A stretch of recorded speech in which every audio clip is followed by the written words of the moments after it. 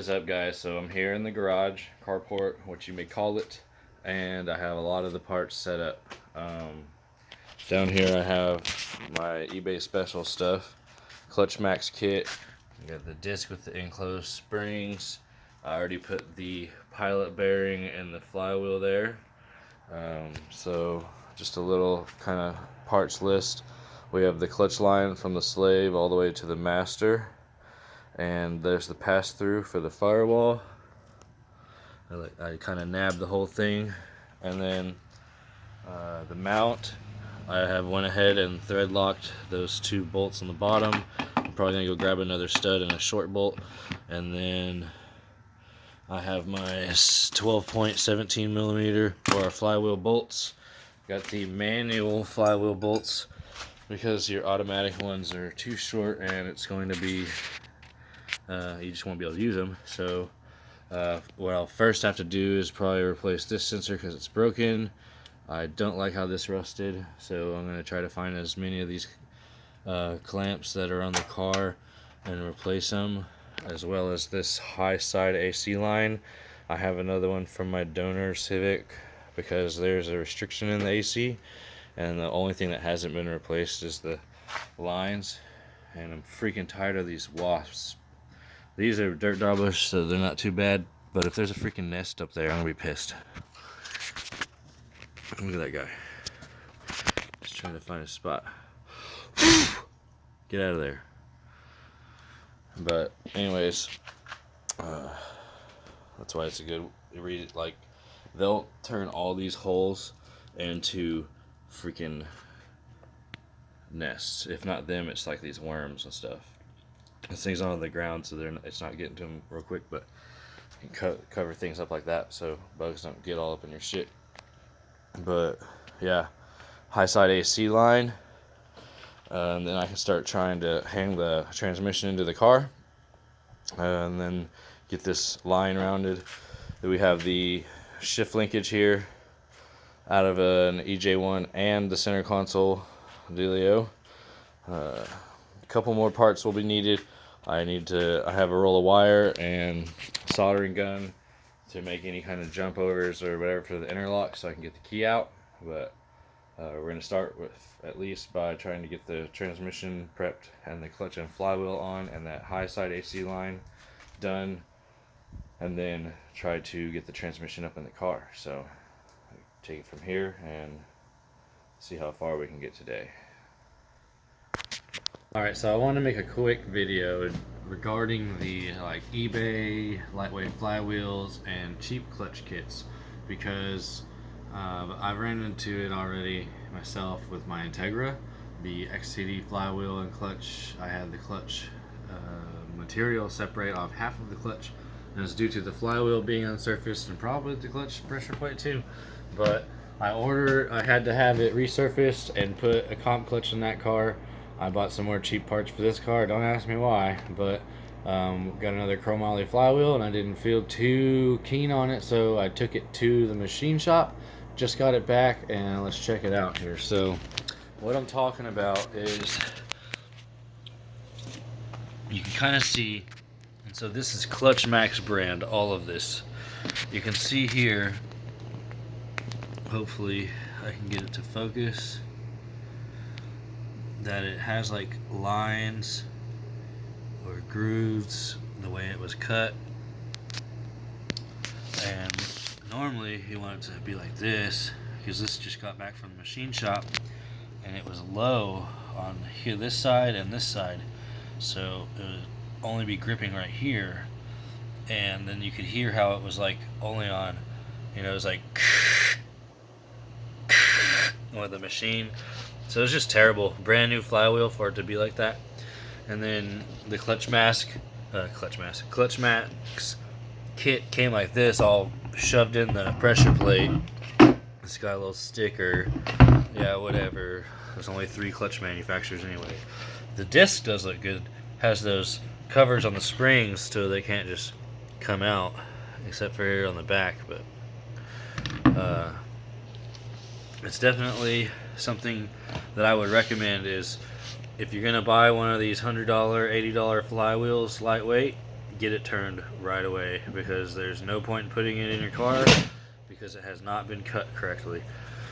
So let's get all these parts thrown in the car and continue the 5-speed swap. Alright, so we already got the clutch in. I just need to go get my little bag full of pressure plate bolts and I can bolt it down. Okay, so I had a little mishap and had a small cut, just like bleed out. But I've got everything here. What I'm gonna have to do is actually take off those bolt or the nuts that are on the studs there, and I'm gonna have to let the mount float in the car. Oh, that's terrible. Man, just do the whole stud. Lame. I'll have to deal with that too. So whatever. But I'm gonna put that up in here because when I try to come up at an angle, the mount hits this the frame of the car, so it makes it a lot harder. So what I'll do is just put this up here, fold it up, get this stabbed onto the transmission or the motor, and then I can lower the motor down and then line up the studs on the transmission with the mount. So let's see if I can do that successfully by myself.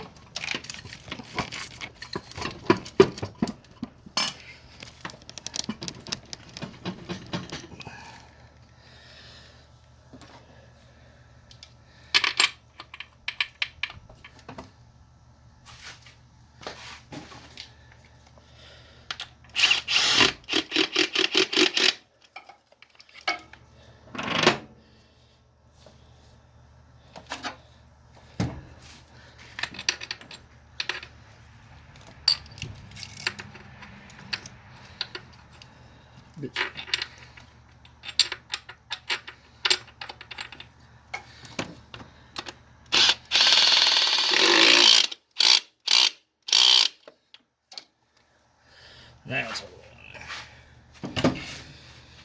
So now we got to get this to line up. So we'll come down. Oop, come back up. We can put our 2 nuts on there.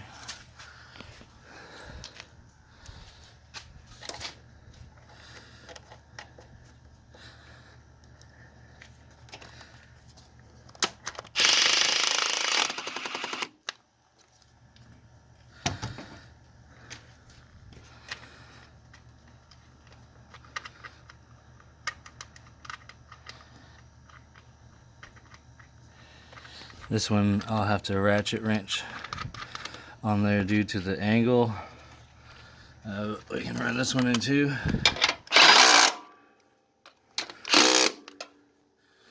But that alone, I'll just run this down by hand all the way. Why not? Well, I got you on the camera. At least get it snug.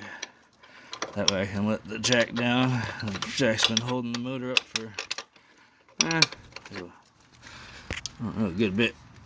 2 weeks or some shit. And we're 5-speed. Well, it is in. It's hanging from that motor mount and that one. Got to get the T-bracket on, things like that. But it is mounted and flush to the engine. as you saw, I placed it. In my first attempt off camera, I had the mount on the transmission, and that's where I was like, "Whoa, I gotta restart because I'm hitting the frame." So I dropped it back down, put the mount on the car, and then voila, here we are. It's in. So now from here on out, it's just kind of the small stuff: the clutch pedal, the reservoir, the master to slave, and the line. I might have to separate that since all the stuff is still on my car. When I took it off the one in the junkyard, the car was all taken apart and stuff already. So there we go.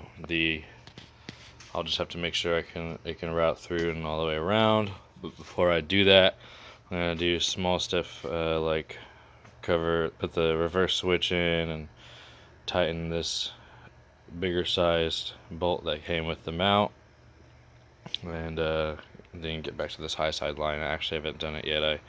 I rushed on getting the transmission in because it'll free up one of my jacks and also stop putting so much pressure on it, and I'll feel a lot more accomplished knowing that the transmission is in the car this weekend, and I can just patch up all the small stuff and maybe make a video of just all the small stuff, because this one just really was of me putting the transmission onto the engine, and it wasn't very special or anything. So I will just go from here, take this hose. It looks like it's been getting some rubbage there, but shit, not anymore because we don't have such a big transmission. Well, yeah, I'm very happy with how this went. Very smooth. Mount lines up freaking perfect. Motor is straight, and we'll just keep cracking from here. So thanks for tuning in, and we'll get on to the next segment. Alright, so what I've done real quickly was just support the back of the transmission with the jack. Lifted it up just a little bit. That gets us started on this guy for the T-bracket. Get this hose out of the way again. And we can come sideways with the battery. Alright, so right here, I already have it in there. So we're going to just get that a little tight, because I still got to get the bottom too. So those are in right there. See if I can get a shot from the bottom. It's kind of cramped down there. Alright, so I think I got super lucky and they lined up here.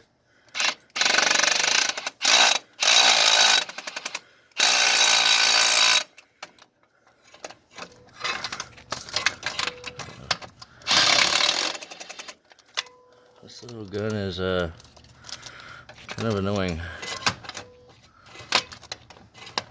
I need, at least that one's all the way in.